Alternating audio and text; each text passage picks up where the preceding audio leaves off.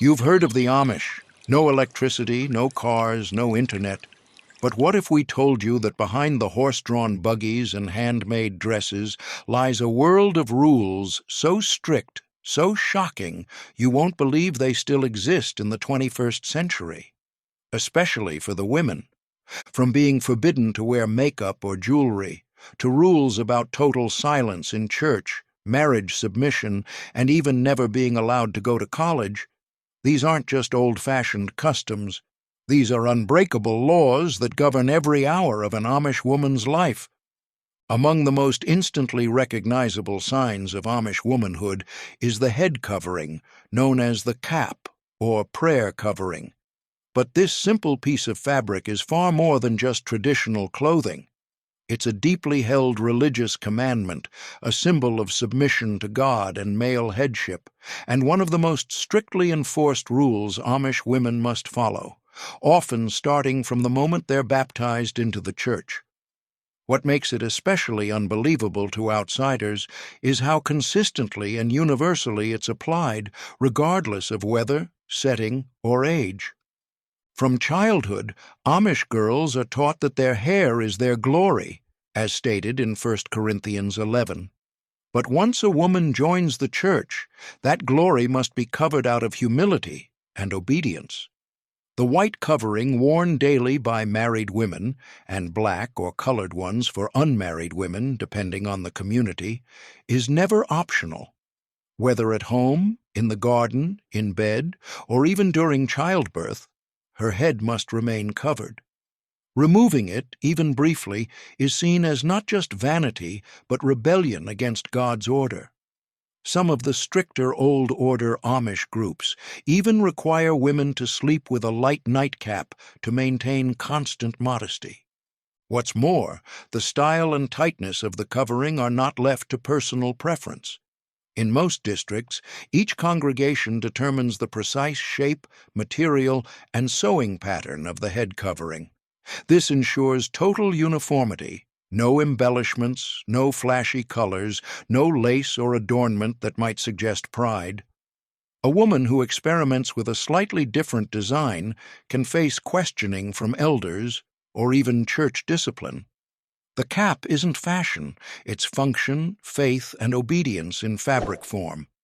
The covering also sends a public message.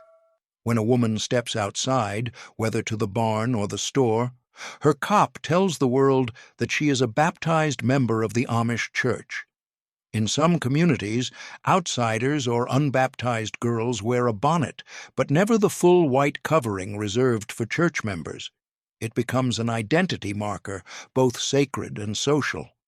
Perhaps most astonishing to modern viewers is the idea that a woman may wear this head covering for 70 or 80 years straight, every day of her adult life, without fail. Through sickness, grief, holidays, and ordinary chores, the cap remains. It's a visible sign of an inner conviction that a woman's beauty and independence are best shown through humility, obedience, and service to a higher order. This rule may seem strange, outdated, or even oppressive to the modern world, but for the Amish, it's the foundation of peace, order, and spiritual clarity. And for the women who wear it, it is a daily, living act of devotion, not to a man, but to God. The no makeup, no jewelry rule, erasing vanity from daily life. In a society obsessed with self-image, the Amish rule forbidding makeup, jewelry, and any kind of personal adornment for women may seem not just strict, but almost unthinkable. While most women around the world have the freedom to express their personality through beauty products or accessories, Amish women are taught from girlhood that vanity is a spiritual danger, a gateway to pride, comparison, and sin. And so, from the youngest teenager to the eldest grandmother, Amish women completely abstain from what the rest of the world considers everyday grooming. No lipstick, no eyeliner, no earrings, no necklaces, no painted nails, nothing. This rule is rooted in the New Testament principle of modesty, particularly from passages like 1 Timothy 2:9 through 10, which urges women to adorn themselves not with gold or pearls or expensive clothes, but with good deeds and godliness. In the Amish worldview, beauty should not draw attention. Instead, it should be expressed through a gentle spirit, quiet humility, and practical service. Anything else, whether it's a glinting bracelet or a hint of mascara, is viewed as a dangerous form of self-elevation. What's more surprising is that this rule isn't enforced passively. It's policed through community expectations, and violations can result in real consequences. A young Amish girl who sneaks on blush or tries to wear perfume might face rebuke from her parents. But if a baptized woman attempts to wear even a simple gold ring, she risks facing church discipline, which could include being publicly corrected, losing communion privileges, or, if repeated, excommunication. The plain dress rule, uniform modesty in every stitch. When outsiders first see an Amish woman, they're often struck by how similar all the women look. Long dresses, full sleeves, solid colors, no patterns, and nothing flashy. That's no coincidence. It's the result of one of the most unyielding rules in Amish life, the requirement to wear plain, handmade dresses, stitched to exact standards that prioritize modesty, humility, and religious obedience. This rule governs not only the style and color of the dress, but also the length, neckline, fabric, buttons, and even how it's sewn. Amish women are forbidden from buying clothes from modern stores. All garments must be homemade or made within the community using plain, muted fabrics, typically blues, browns, blacks, or purples.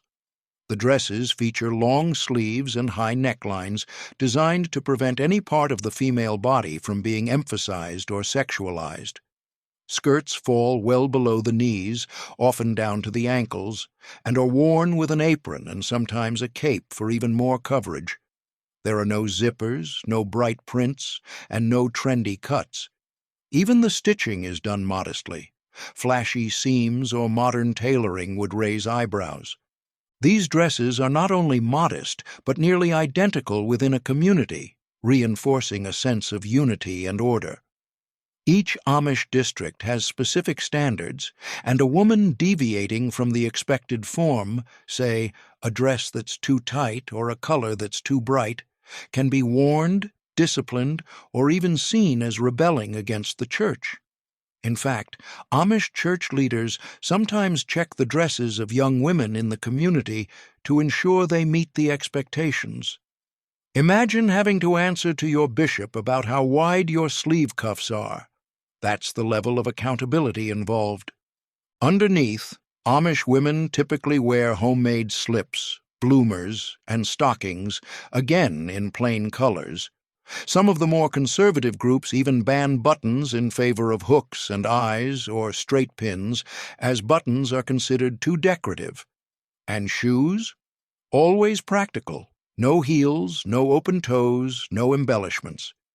Everything must align with the principle of Gelassenheit, a German word for submission, humility, and yielding to God's will. Amish girls begin sewing their own dresses by their early teens, learning from mothers and grandmothers. It's a rite of passage, being able to craft your own wardrobe without any influence from outside fashion. And once baptized, a woman is expected to maintain her own dress code with discipline and without supervision. This creates a deeply ingrained sense of self-regulation and community accountability that's almost non-existent in modern culture. The silence rule, speaking less, obeying more. Among the most controversial and unbelievable rules that govern Amish women's lives is the expectation of silence and submission in matters of leadership, decision-making, and public speaking. While not every Amish woman is literally silent, the community holds a deep-rooted belief that women should speak with restraint, humility, and deference, especially in the presence of men. This rule isn't just about social manners. It stems from biblical teachings, specifically verses like 1 Corinthians 14:34, which says, "Let your women keep silence in the churches." In practice, this rule means that Amish women never hold positions of authority in the church. They cannot be ministers, deacons, or decision-makers in religious matters. During church services, they sit on separate benches from the men, usually in silence, and do not speak aloud in any official capacity. They are not allowed to teach Sunday sermons, lead prayers publicly, or even correct men in spiritual discussions. This silence is viewed not as oppression, but as obedience to divine order, where men lead and women support. Even outside church, this rule bleeds into everyday life. Amish girls are taught from a young age to speak when spoken to, and to avoid interrupting adults, especially men. A quiet, modest girl is praised, while one who's bold or outspoken may be gently corrected. This doesn't mean Amish women don't have opinions or influence, but their power is expected to be exercised indirectly and privately through homemaking, child-rearing, or subtle conversation with their husbands. In marriage, the rule becomes even stricter. Amish wives are expected to be submissive to their husbands, following their decisions even when they disagree. Questioning a husband's authority in public would be deeply frowned upon and seen as disrupting the God-ordained order of the household. In extreme cases, a woman who openly challenges male authority could be warned or even shunned by her community. What's astonishing is how culturally accepted this is within the community. Amish women don't usually see themselves as silenced victims.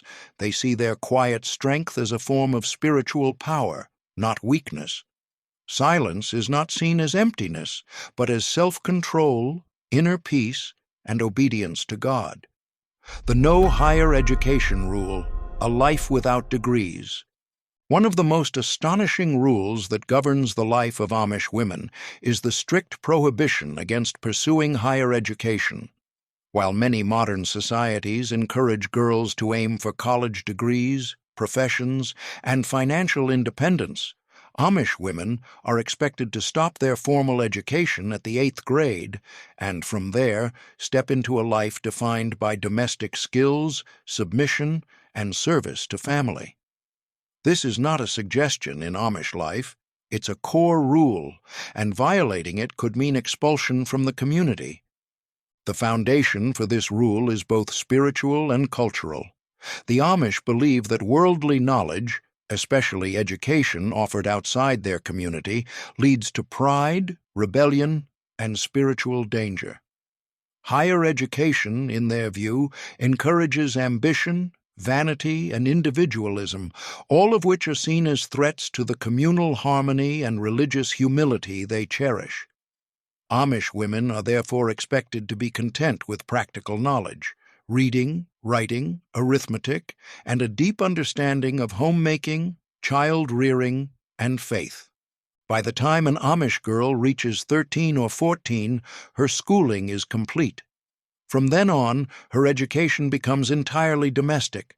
How to cook, bake, sew, garden, clean, raise children, support a husband, care for animals, and run a household, often for a family of 8 to 12 children. But what if a young Amish woman wants to go further, become a nurse, a writer, or a teacher? In most cases, she can't. Any desire for higher education is discouraged, even considered sinful, and the community has structures in place to block access. Amish schools don't provide transcripts, parents refuse to sign off on college applications, and if a young woman does attempt to attend high school or college without permission, she risks being shunned, cut off from family and friends. In the Amish world, that's a devastating consequence. Even careers that seem helpful, like nursing or midwifery, are treated with suspicion if they require outside certification. Instead, Amish women become unofficial midwives and healers, learning from elders and relying on folk knowledge rather than formal training. Their qualifications come from experience, not diplomas. This rule ensures that Amish women remain deeply embedded in the home, the church, and the farm. It limits their exposure to outside ideas and technologies, and while some may view that as oppression, the Amish see it as protection, a way of guarding their daughters from the temptations and turmoil of the modern world. Still, in today's era of empowerment and opportunity, the idea of forbidding education based on gender or faith feels extreme to most outsiders. But for Amish women, it's simply the path they were raised to follow, a life with no college, no career ladders, and no degrees, but filled instead with children, simplicity, spiritual purpose, and unshakable community. In this world, a woman's worth isn't measured by her resume, but by her faith, obedience, and quiet strength. And to the Amish, that's more valuable than any diploma.